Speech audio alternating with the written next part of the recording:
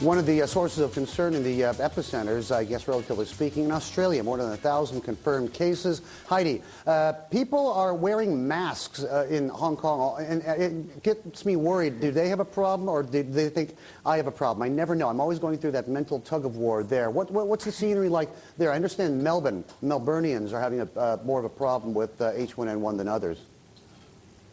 That's right, Bernie. I haven't seen a single person wearing a mask yet, but of course I'm in Sydney and not in Melbourne. But I think Australians are just so laid back and apathetic that, a global pandemic, she'll be right, mate. The spread of the virus, though, is causing some controversy as well. A rugby league player was diagnosed this week with the virus, and his team is going to play tonight without him, of course. But there's been some criticism that that game should have been cancelled altogether because of the risk of further infection, but it's going ahead. So Australia at this stage doesn't seem to be taking the swine flu too seriously. Most of the cases, as you said, are in Melbourne, and our Melbourne reporters spoke to some Melburnians about the virus, and this is what they had to say.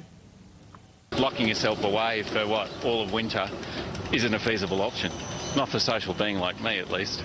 If everybody just does what they normally do during flu season, I think it'll be fine. I think it's it doesn't worry me at all. Or put my sleeve over my hand like that and pull the cord when I'm on the tram. And on a train, I usually don't have to touch anything. You look around, nobody. It's also hogwash, that's fine.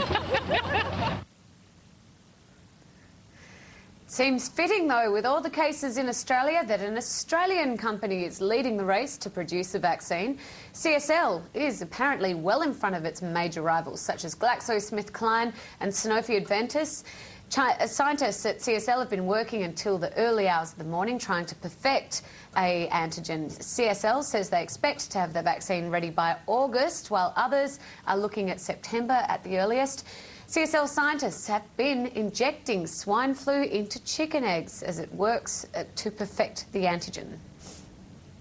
I think the current timeline for vaccines is around November and thereabouts.